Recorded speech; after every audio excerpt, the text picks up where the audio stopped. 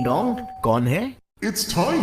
Time, जो आपको directly 322 BC में ले चलेगा, यानी कि एम्पायर नंबर 1 मौर्यन एम्पायर के राज के समय। बट एक minute, what about Aryans? Well, Aryans ही मौर्यंस थे और मौर्यंस ही आर्यंस थे, क्योंकि मौर्यंस नॉर्थ इंडिया में थे जब आर्यंस नॉर्थ इंडिया में थे। Plus Chanakya the great Mauryan teacher के अर्थशास्त्र भी संस्कृत में लिखे थे। So now Chanakya is equal to Mauryan is equal to Sanskrit is equal to Aryan, therefore Mauryans is equal to Aryans. अब आर्यन ना मौर्यन एम्पायर क्या था और कैसे आया? डिंग डोंग, अब कौन? It's time again. And now it's 323 BC. 323 BC जब पोरस ने अलेक्जेंडर को मार दिया, तो अलेक्जेंडर मर गए और ऑब्वियसली उनके मौत के साथ साथ उनका पावर और खौफ भी मर गया, जिसका फायदा उठाया चंद्रगुप्त मौर्य ने मौर्यन एम्पायर की स्थापना करके। लेकिन फिर वो भी मर गया, but not before capturing territories of Afghanistan and half of India. That is why he was good. But do you know who was great? Ashoka, Ashoka the great. But why great? क्योंकि अशोका ने कैप्चर किया this in short almost the entire Akhand Bharat, plus establish किया political unity, plus internal peace, plus expand किया Indian trade in silk, textiles and spices etcetera. Basically बहुत कुछ किया।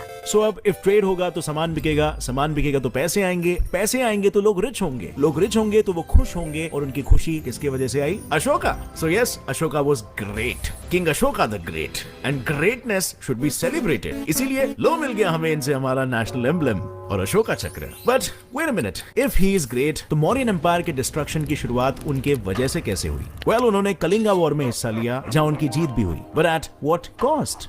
100,000 deaths and 150,000 डिपोर्टेशंस। इसका दुख उनसे सहा नहीं गया और उन्होंने वनवास ले लिया, जिनके चलते मौर्यन एम्पायर की जिम्मेदारी बृहद्रथा किंग ने ले ली। बट अफसोस, उन्हीं के सेनापति पुष्यमित्रा शुंगा ने बृहद्रथा को मार दिया और इस तरह शुरू हुआ empire number 2, Shunga empire. But फिर वो भी मर गए। फिर राजा बना वो जिसने उसको मारा और जो खुद मर गया, का बेटा अग्निमित्रा। अग्निमित्रा ने सिर्फ कश्मीर तक ही अपने बॉर्डर्स को एक्सटेंड नहीं किए, बल्कि साथ साथ में उसने मथुरा आर्ट स्टाइल को विदेशों में भी फेमस कर दिया, जिससे ऑफ कोर्स पैसा ही पैसा हो गया। पर उम्र होने के बाद वो भी मर गया और फिर एम्पायर को संभाला जो मर गए उन्हीं के वंश के बेटे देवभूति ने। पर उनकी भी एक वीकनेस थी, औरतें। राजा जी औरतों पे मरते थे। औरत का चक्कर बाबू भैया, औरत का चक्कर बहुत बेकार होता है। बेकार होता है नहीं, बेकार हुई शुंगा एम्पायर की किस्मत, क्योंकि एक अप्सरा के लालच में राजा जी अपना राजपाट कानवास डायनेस्टी के नाम कर अप्सरा जी के साथ हनीमून मनाने चल दिए।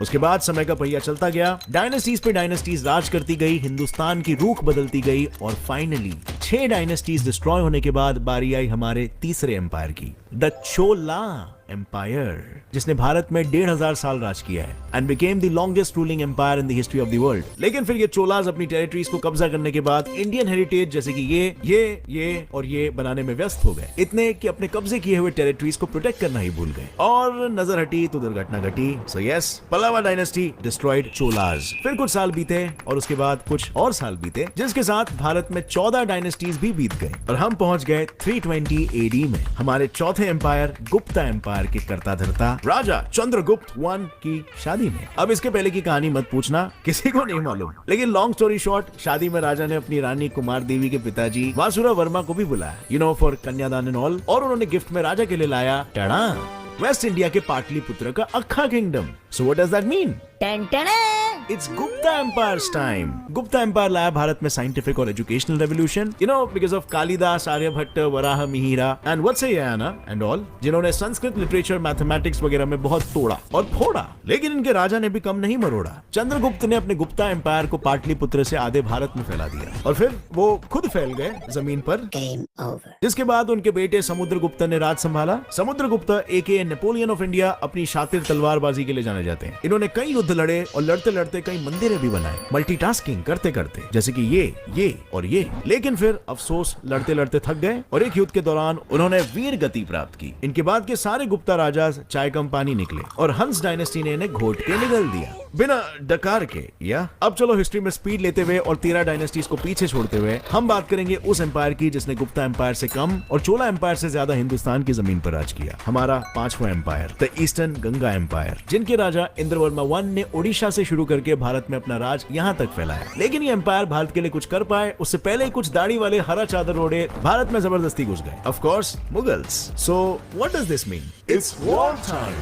सो 505 से 1950 CE तक वेस्टर्न गंगाज ने सिर्फ इनसे लड़ाई की। ये लड़ाई तो चल रही थी कर्नाटका में कावेरी रिवर के पास, लेकिन मीनवाइल भारत के बंगाल में 400 सालों तक राज करने आ गया था हमारा छठवां एम्पायर, द पाला एम्पायर, और फिर 1000 CE में होयसाला एम्पायर। नहीं, मैं गाली नहीं दे रहा। सो ईस्टर्न गंगा एम्पायर ने पाला को देखा और पाला ने होयसाला को देखा और सोचा दुश्मन का दुश्मन तो अपना दोस्त है ना, और लो तीनों लग गए इन दाढ़ी वालों पे गैंग बैंग करने। लेकिन फिर 1950 CE में दिल्ली के सुल्तान फिरोज शाह तुगलक ने ये देख के बोला ऐसे कैसे, और एक सिटी बजा के ओडिशा पे हमला बोल दिया। So now the scores are Mughals 1, Ganga empire 0, plus also Mughals 1, Pala empire is equal to 0। हाँ, वो भी हार गए। But wait, we still have Hoysala empire. लेकिन फिर एंट्री हुई रणवीर सिंह अलाउद्दीन खिलजी की, और उसने भी बोला ऐसे कैसे। And so now the scores are Khilji 1, Mughal 1+1 and Hoysala, Pala and Ganga is equal to 000। हाँ, इसके बाद कुछ ऐसा ही हाल था हमारे देश का, क्योंकि अब हिंदुस्तान पर लहरा रहा था हरे रंग का मुगली और खिलजी झंडा, क्योंकि दौर आ गया हिंदुस्तान के 8वें और 9वें एम्पायर्स का, the Mughal and the Khilji empire. Talking about the great Khilji empire, Alauddin Khilji ने इंडिया के डेवलपमेंट के लिए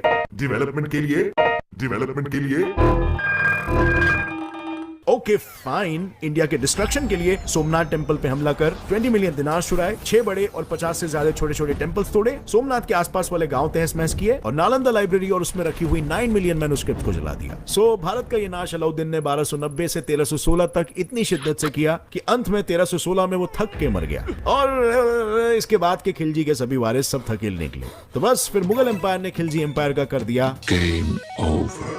लेकिन no, the game was still on, because Mughal empire ने भी कभी नहीं किया किसी को इंस्पायर। पानीपत के फर्स्ट बैटल से बाबर बन गया हिंदुस्तान के तख्त का राजा, और यहीं से शुरू किया मुगलों ने 300 साल तक बजाना हमारा बाजा। सो बाबर के वंशज थे हुमायूं, अकबर, जहांगीर, शाहजहां, आलमगीर, औरंगजेब और 18 नाम है, और इन सबका भारत में योगदान है हिंदू टू मुस्लिम धर्म परिवर्तन। नहीं बदले तो टैक्स भरवाना यानी कि जिजिया सिस्टम, और किसानों से उनकी ही जमीन के लिए भारी टैक्स वसूलना यानी जमींदारी सिस्टम, और हाँ, 2 आविष्कार भी, गन पाउडर ऑफ कोर्स, वरना हिंदुस्तानियों को डराएंगे कैसे, एंड बिरयानी, हाँ यम। अब हिंदुस्तान में मुगल के 300 सालों के बाद हिंदुस्तान जैसे पूरा हरा हो चुका था, फिर अचानक से आसमान में फिर से केसरी ध्वज लहराने लगा। एंट्री हुई महाराज छत्रपति शिवाजी भोसले, सन ऑफ शाहजी मालोजी भोसले, जिन्होंने ज्यादा कुछ नहीं, बस हमारे हिंदुस्तान के मैप को ऐसे से ऐसा कर दिया और स्थापित कर दिया 10th empire, the Maratha empire. Meanwhile, Hi morons, we are British from the Great Britain, greater than you,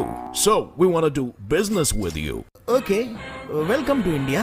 Meanwhile in Lahore, present day Pakistan, past day Hindustan, war चल रहा है। एक तरफ है 11th एम्पायर के पंजाब के शेर महाराजा रंजीत सिंह, जो बाय द वे 17 साल के हैं, और दूसरी तरफ अफगानी सीख कबाब Zaman Shah Durrani, and the winner is 17 साल के महाराजा रंजीत सिंह। सो अब सब खुशी के दिए जला रहे हैं, पटाखे फूट रहे हैं, खुशी का माहौल है, लेकिन फिर अचानक ओ नो, हमसे बिजनेस का हाथ मिलाने आई अंग्रेज हमारा गला घोटना शुरू कर दिए। अब पूरे भारत में इनका नीले रंग का विष चढ़ने लग गया, which means what again? That's right, it's war time. But this time the war is all over Hindustan. And the status is, Punjab में पंजाबी शेर 17 साल के महाराजा रंजीत सिंह ने कई बार अंग्रेजों को धोबी पछाड़ हराया। लेकिन एक मिनट, महाराष्ट्र में मराठा एम्पायर का तीसरा हाथ, पेशवास का आखिरी रूलर पेशवा बाजीराव 2, अफसोस ब्रिटिश ईस्ट इंडिया कंपनी से जंग में हार गया। और एक मिनट, पंजाब में भी अब फर्स्ट एंग्लो सिख वॉर में सिख आर्मी हार गई। So that means war is over and suddenly our India, our motherland is completely blue. And so it's the star of the last 12th Indian empire, the British empire. इन अंग्रेजों के भारत में कुछ बहुत ही उम्दा कॉन्ट्रीब्यूशंस थे, जैसे zamindari system, commercialisation of agriculture, economic depression, Jallianwala Bagh massacre, India's partition in world war 2, etcetera etcetera.